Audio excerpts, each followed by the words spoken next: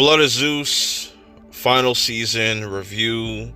I'm going to do my best to kind of give you a recap of each individual episode and just my overall thoughts at the end. But man, I did not expect this to be the final season, but just how season 2 left off, it only makes sense. And I'm going to get into all of that, starting off with episode 1. So definitely let me know how you guys feel about this in the comments below.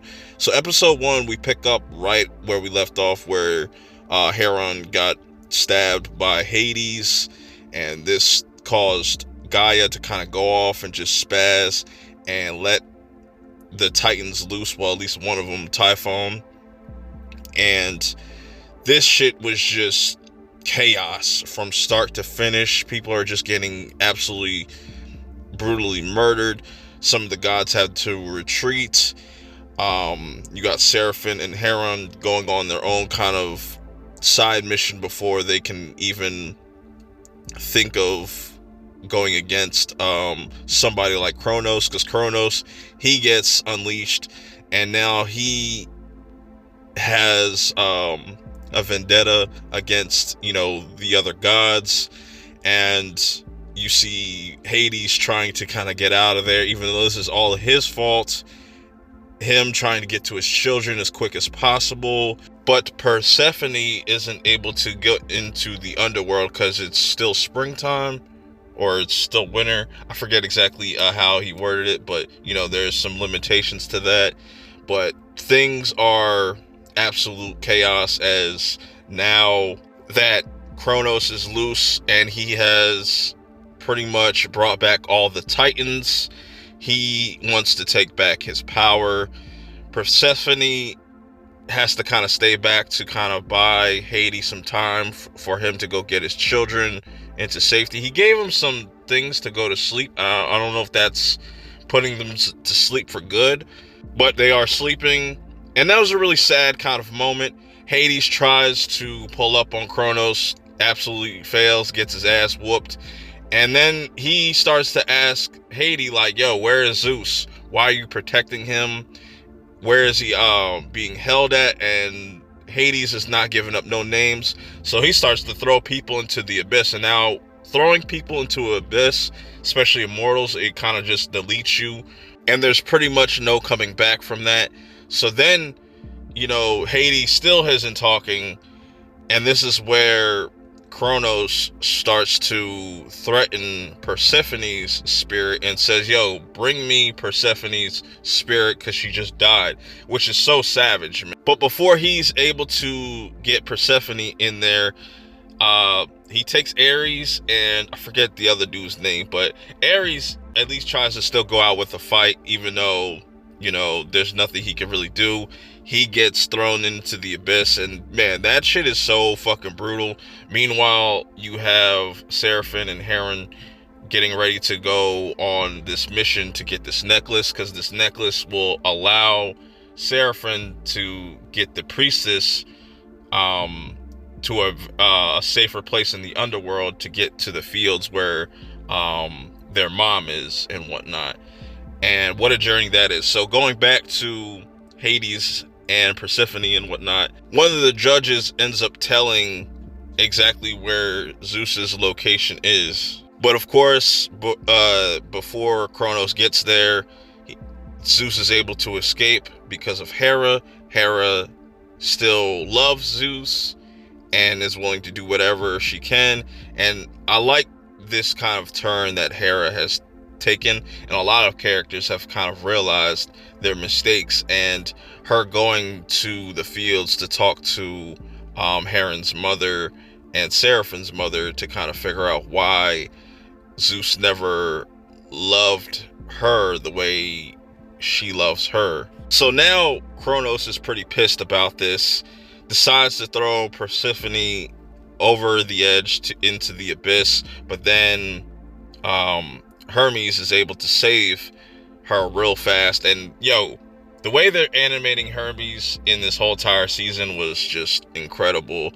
And Persephone's able to kind of get out of there just in the nick of time, which then leads to Hera kind of mourning the death of her brothers, her family, that is just she's never going to be able to see them again.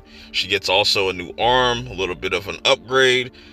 And then we kind of follow back up with Seraphim and Heron as they run into one of Heron's old ops, makes light work of them, but then runs into Typhon. And they put up a pretty good fight for the most part, even though they're not able to really kill him or anything, but they're able to, do some teamwork. And this is really dope to see these two brothers to finally kind of work together. Then Alexei comes in and kind of saves them, has one of those cloaks, and they're able to kind of move on to the next place that they need to go. While Kronos is still trying to find where Zeus is hiding, we mainly focus on Heron and Seraphim. They run into this woman that's called the Maynard.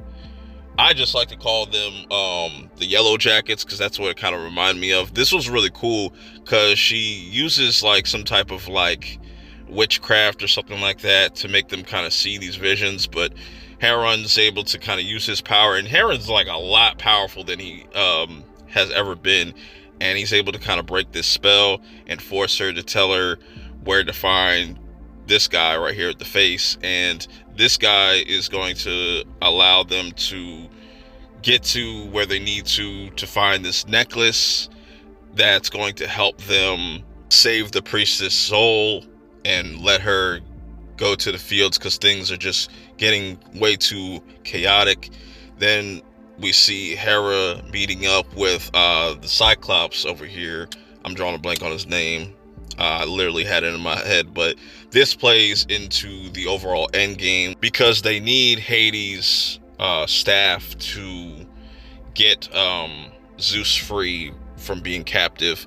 Meanwhile, you have Seraphim and gang going to get this necklace, and this was really cool. You finally see Panya, and she's able to kind of possess any living thing, and this was really cool seeing her jump from Seraphim's body to Alexei's body to also Heron's body, and seeing also Kofi having to make this ultimate sacrifice for them to be able to get this necklace was really dope. It was cool to see the old crew back together now that they have all the pieces necessary to go get old girl, and they try to make a bargain with what is his name, Sharon, to kind of move her from where she's at to the fields. But now you have some of Kronos's people taking over as judge, so they try to send her somewhere else, but Kronos is kind of thinking 2 steps ahead already and snatches her up. This pisses off Seraphim because he's like, where are they taking her? She's supposed to go to the field, so that kind of backfires. But then when they leave, this is where Hera tells them that her plan, and things start to kind of go in motion. Kronos pulls up facing all the other Olympians, and this is where we get this epic finale where Seraphim had a choice to kind of join Kronos, because Kronos is just kind of manipulative. That doesn't really work because Heron's able to kind of talk him through this and be like, yo, you could trust me. I'm your brother. Anything happens to me, I'll give you my sword. And then Hera pretty much makes this challenge in saying, look, I'll choose my 2 champions, which is Seraphim and Heron, and then you choose your 2, and whoever wins, takes all, pretty much.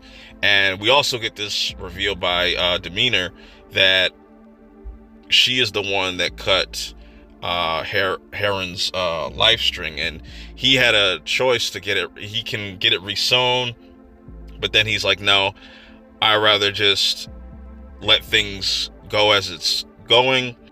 Then Alexei and Heron finally kind of express their true feelings for one another, and they're getting ready to square off with not only Kronos but Typhon.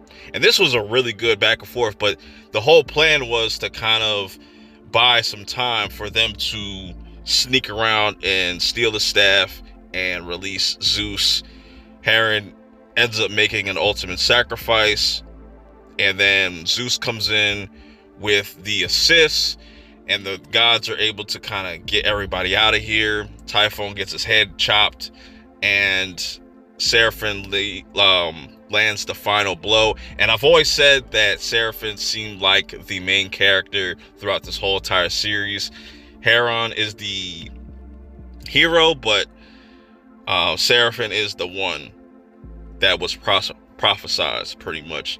So then, everybody kind of goes their own way. They both get statues. I'm talking about Seraphim and Heron, and they are able to reunite with their mother in the fields. And I thought that was a pretty good send-off. Now, I will say, I feel like the finale was definitely rushed. It seemed like they could have definitely done a second season.